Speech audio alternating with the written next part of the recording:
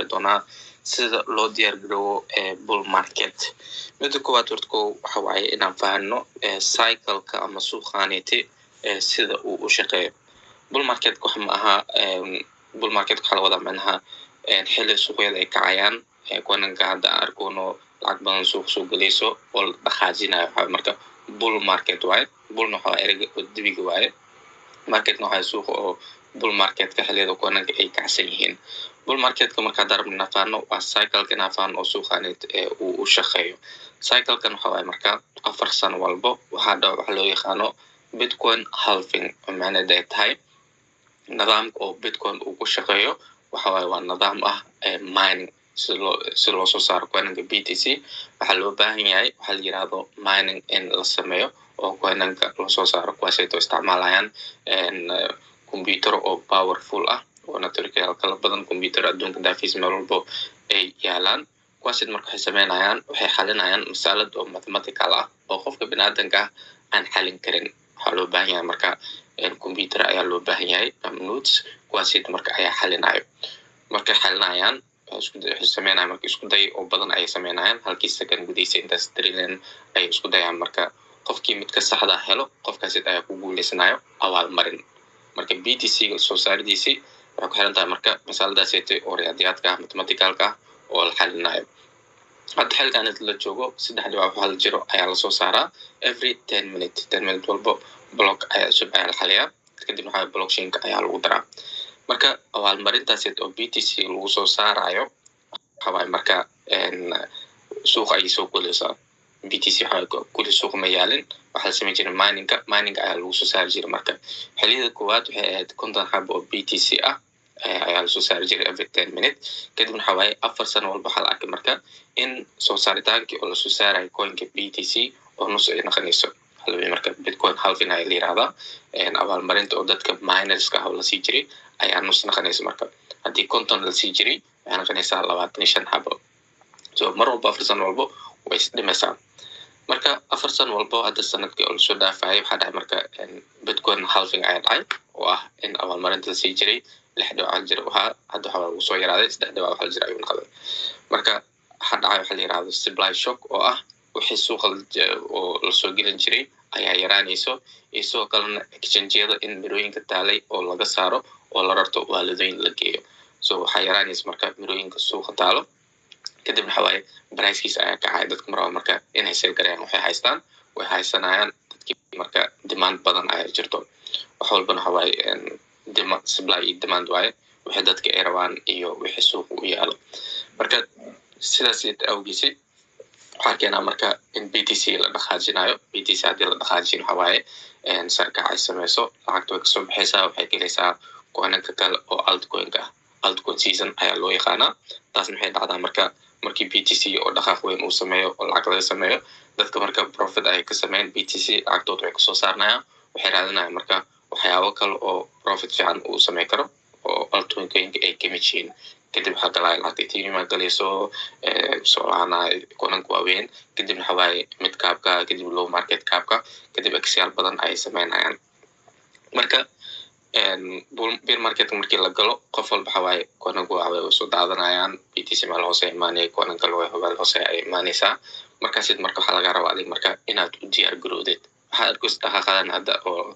dadka profit ku jiro dad oo hadda ka hor oo mirood abuurtay oo hadda fashanayo ama xilliga muusimka oo mirood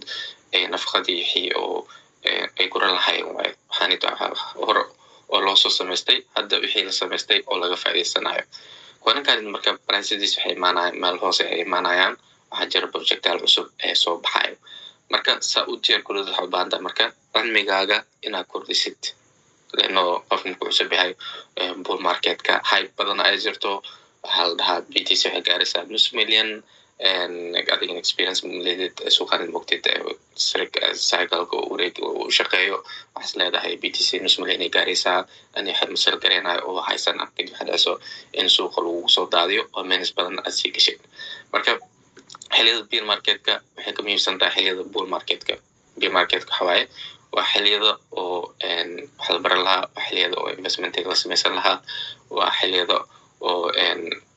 knowledge-kaaga baaritaan badan aad samey lahayd oo kuwananka meel fiican ay joogaan aad investment aad ku samey lahayd badaa fiiritay Solana Ethereum kuwananka dhan waxa waaye meel hoose ayaa la keenay kadib waxa waaye hadda meelaha ay marooyin iyo meelaha ay joogeen xilliga bear market farqi weyn ayaa u dhexeeya marka xilligaas waxa waaye xilli oo wax la baran lahaa marka wax walba waxay geesas gelaysaa waxyaabo waxay cryptocurrency dib u sii gelaysaan waxaad knowledge haystaa laakiin suuqaanati the more sanadooyin badan aad ku jirtid the more aad ogaanaysid wax dhan aad aqoonin macnaha waxay la taqaanid suuqaan waxay marka bad waaye cilmi badan aad jirto oo la baran karo marka cilmigaaga inaad xoojisid mid labaad oo ah cilmiga haddaa haysatid waxaa u baahan tahay marka lacag u baahan tahay xilliyada saddex marka xilliyadii oo shiftiyaal badan aad ka shaqeyn lahayd lacag badan aad rusan lahayd ama oo aad shaqtay lahayd lacag badan saa ku heshid sidoo kale investment aad ku samaysid xilliyadaas yeeti kuwananka discount ayay ku jiraan waxaa la keenaa meel aad u hooseeyo fursadooyin fiican ayay bixinayaan BTC-gan hadda arkosid 100 jiro hadday 150 ama 200 hadday gaadho hadhow meel hoose ayaa la keenaa maybe hal keeni kara BTC $30,000 ah ilaa $40,000 ah haddii lasoo daadiyo marka kuwananka dhan waxaa fursadooyin ayay bixinayaan hadda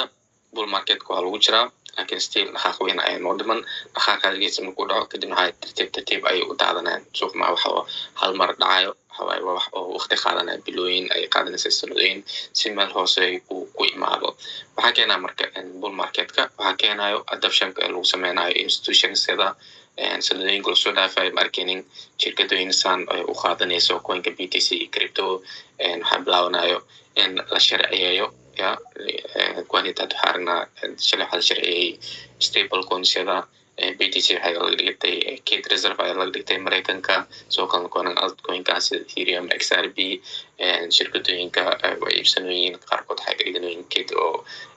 reserve ah marka waxaa bilaabana adoption bilaabana kaasi oo saways marka in hadhow price-ka la dhaqaajiyo shirkadooyin badan ay imaanayso oo investment ku sameynayo lacagaha cryptocurrency-ga marka waxa ugu muhiimsan markii bear market la galo waa qofka in wax uu barto oo cilmigiisa uu sii balaariyo isoo kalena in uu shaqeeyo lacag badan isku dayo inuu ururiyo si micnaha kuwananka investment uu sameeyo sidoo kalena kuwananka adiga hadda aad haystid hawa kuwanan qaarkood waxaa jirta oo kugu dhimanayo kuwanan qaarkood oo suuqa dhan ka baxayo portfolio naftigiisa wuxuu u baahan yahay inaad dib u haween aad ku samaysid waxay dhintay aad ka saartid wixii markaas oo project fiican leh mustaqbal leh in aad portfolio-gaaga ku darsatid portfolio-gan waxa waaye waxa laga rabaa qofka inuusan kuwananku isku badanin waxa waaye kuwanan badan aa jirto intaas millions of coins ayaa jirto ma la rabo qofka inuu kuwanan badan uu haysto sababto adiga waxa waaye exchange mateed hadda qof shakhsi ah qof shakhsigan waxa waaye project walba follow up kuma sameyn karo lama socon karo waxyaaba ay sameynayeen marka adiga dhowr kuwanan adiga haddii oo lacag badan hataa 10 kuwan inay ka badataan maaha kuwan adiga mustaqbal aad u aragtid oo aad soo baartaan dheer aad ku samaysid aad ku qanacsan tahay kuwaaseed inaad maalgashi aad ku samaysid kadib waxa waaye kuwaaseed ayaa dhaqaaq kuu sameynayo investmentiga waxa banaan waa wax oo la sugaayo sanadooyin la sugaayo sida faa'iidadiisa aad u aragtid waa sida guri markaa iibsanaysa camal ma ka filanaysid in hal maalin laba maalin laba bil gudihiisii hal x laba x ay kuu sameeyaan marka investment wuxuu u baahan yahay sawir ayuu u baahan yahay wuxuu u baahan yahay knowledge ayuu u baahan yahay waxaad lacagta gelinaysid inaad og tahay waxaad ogeen lacagtaada ha gelinin bull market kuu imaana absolute afar walba oo aragna cyclooyinka lasoo dhaafay laakiin waxaa dhici karto in maybe cyclooyinka wax yar ay ku kala duunaadaan laakiin bull market ka badan uu dhaca waxaad hoos ka soo qaadatay projectation investment aad ku samaysay hadhow waa marka kuwaaseed waxa qiimood oo isbedelahay mirada waxaa laga yaabaa tusaalaha haddaa gadata camal 1,000 xabo Solana 1,000 xabo haystaa laakiin waxa isbedelayo mirada aad haysatid maaha waxa isbedelayo qiimaha waa marka lacagta qiimo ayay leeyihiin qiimood ayaa kordhaya marka supply demand waaye haddii iibsasho badan ay imaado price-kiisa waa la qaajinaa lano lacag badan ayaa soo galayso market cap-kiisa wuu sii badanaa asigana qiimihiisa kor ayuu kacaa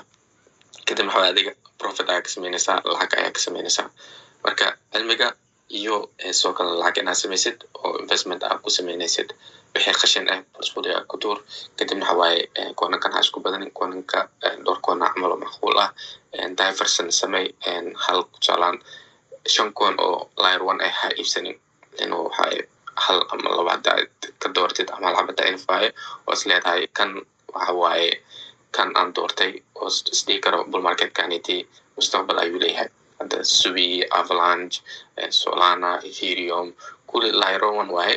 kulligood marka madax xabsanaysid hal hab layer one ayaa ka badan ayada sectorooyinka in hal ka doortid dhanka gamingka ina waxaa ka doortid debanka waxaa ka dooran kartid narrative cusub aa soo baxay mar walbo xilliyada hore waxaa la xiisan jiray sida NFT-yada hadda waxaa la xiisanaya AI-da marka narrative walbo in hal habo ama wax habo macquul ah inaad ka xushitid oo portfolio aad gashatid